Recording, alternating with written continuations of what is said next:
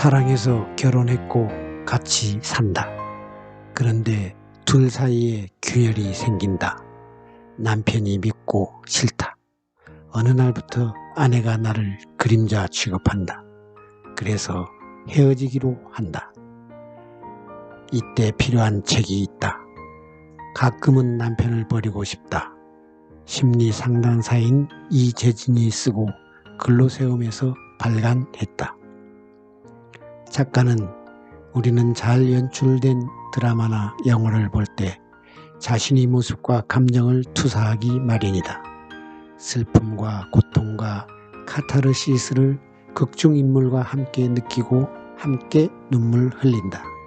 그 과정만으로 자신의 모습을 돌아볼 수 있고 자신의 아픔을 확인할 수 있으며 자신의 미래를 예견할 수 있다고 말한다. 남자는 여자에게 헌신했다. 그녀를 사랑하기 때문이다. 만지지 않으면 사랑이 아니다. 만져야 사랑이다. 그리고 스킨십을 통해 심리적, 신체적 만족감이 들어야 한다. 가장 큰 심리적, 신체적 만족감은 무엇인가? 섹스다. 부부의 사랑에는 섹스가 있어야 한다. 감추고 싶은 과거는 누구나 있다. 하지만 과거를 감추기 위해 욕구마저 감춘다면 힘들어진다. 불안해진다. 그리고 불안한 감정을 숨기기 위해 무언가에 집착하게 된다. 유흥업소에서 종사하는 여성들의 목적은 분명하다. 남자의 지갑을 여는 것이다. 그녀들이 남자의 지갑을 여는 방법은 간단하다. 첫 번째, 오빠 멋있어요. 오빠 최고예요. 두 번째, 미소다. 반짝거리는 눈으로 그들을 보며 웃는다. 그러면 모든 남성은 지갑을 연다. 마음도 열린다. 남자도 사람이다. 자신을 투명인간 취급하는 여성은 아무리 예뻐도 섹시하게 느껴지지 않는다. 외모가 못나도 자신을 보며 웃어주는 여성을 좋아한다. 자신을 띄워주는 여성에게 마음을 연다. 자세히 보지 않으면 사랑이 아니다. 사랑이 없으면 미소 또한 사라진다. 미소 없는 여성은 안고 싶지 않다.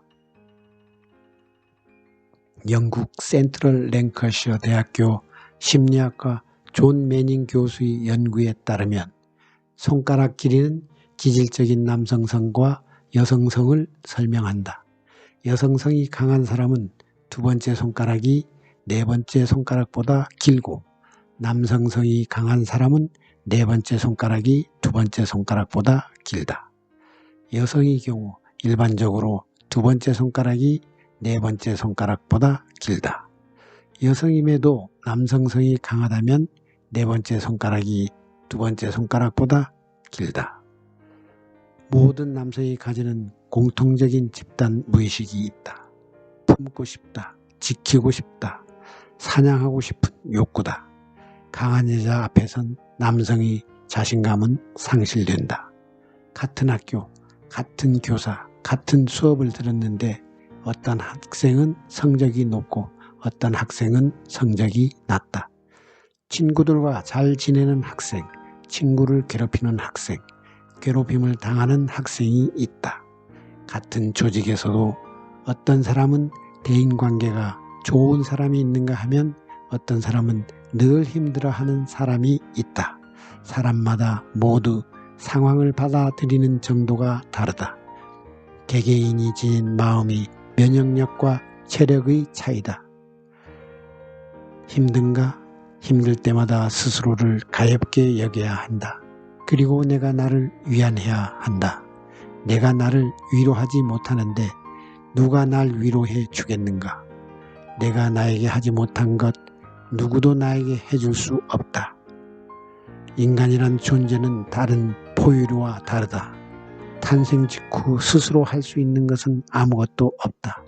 따라서 부모는 자신의 아이를 보살핌과 사랑으로 충전시킨다. 아이는 어느 정도 충전이 되면 사춘기에 접어들고 스스로 모자란 에너지를 채우고 충전 방법을 익히고 자가 충전을 실행하면서 성인이 되는 것이다. 늘 힘들다며 짜증이 많은 사람이 있다. 청소년기 이전에 충전이 덜 되었기 때문이다.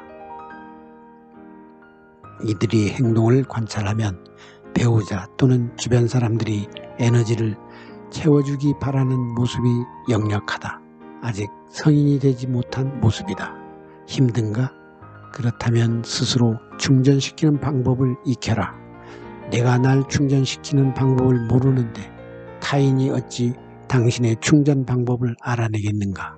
스스로 위안하고 스스로에게 충전하는 것, 관계 중독을 벗어나는 시작이다. 병원에 가도 원인을 찾지 못하는 만성 통증의 메커니즘은 인정의 욕구가 완벽주의를 만들어내고, 완벽주의는 수치심을 만들어내고, 수치심은 가면성 우울증을 야기한다. 그리고 몸이 아프게 되는 것이다. 완벽주의는 타인의 시선에 매우 민감한 반응을 나타낸다. 수치심은 타인의 시선에 착하게 보이려는 욕구를 의미한다. 수치심이 강한 사람이 우울한 기분을 지녔다면 가면성 우울증으로 이어진다. 가면성 우울증의 특징 중 한 가지가 신체 통증이다. 이것을 극복하기 위해서는 강하게 보이는 것, 착하게 보이는 것, 완벽하게 보이는 것, 인정의 욕구를 포기하는 것이다. 그리고 당당하게 말하라. 관심받고 싶어요. 라고. 대부분의 심리적 고통이 요청하는 것은 관심이다. 눈에서 멀어지면 마음도 멀어진다. 나태주 시인은 불꽃에서 자세히 보아야 예쁘다. 오래 보아야 사랑스럽다. 너도 그렇다. 라고 했다. 보아라. 아무리 미운 사람이라도 보고 있으면 표정에서 애처로움을 느낄 수 있고 위하는 마음도 생기기 마련이다. 그리고 당신을 볼 수 있는 기호를 주어라. 당신을 알리며, 당신을 말하며, 당신을 보여주며 그가 당신을 볼 수 있는 기회를 주어라. 그래야 그 또한 당신을 볼 수 있고 그 또한 당신을 사랑할 수 있다. 가족 속에서 존재감을 느끼지 못할 때 어떻게 될까? 방황하게 된다. 못 이룬 사랑을 그리워하거나 무기력을 참아가며 섹스리스로 무관심한 부모로 살아가게 된다. 존재감을 느끼기 위해 가족이란 울타리 밖을 바라본다. 그리고 결국 존재감을 느끼게 하는 누군가를 만나면 몸도 마음도 다른 사람을 향하게 된다. 나는 지금 어디서 누구와 무엇을 할 때 존재감을 느끼고 있는가를 쉽게 정의할 수 있다면 당신은 이미 행복한 사람이다. 관계 중독은 내향성을 가진 사람에게도 나타난다. 내향성을 가진 아이가 분리불안을 겪는다면 울거나 보채기보단 참고 인내하며 엄마의 애착을 기다린다. 그리고 엄마에게 사랑을 달라는 적극적인 요구보다 헌신으로서 사랑을 받아내려고 한다. 하지만 원하는 애착이 돌아오지 않으면 아이는 헌신하는 버릇을 강화하게 된다. 사랑이 필요한 만큼 헌신을 강화하는 것이다. 이런 버릇은 성인이 되어서도 나타나고 헌신할 대상을 찾는 원인으로 작용한다. 이러한 관계는 시간이 지남에 따라 주종 관계로 전락한다. 관계 중독 때문이다. 타인에게 헌신하지 말고 자신에게 헌신하라. 생각은 어디에 존재하는가? 마음은 내 몸 어디에 있을까? 뇌에, 심장에 인류가 생긴 이후부터 관심사가 마음을 아는 것이다. 심리학이라고도 한다. 이 책은 그런 궁금증을 덜어주는 역할을 한다. 한번 읽고 참고하시기 바란다. 감사합니다.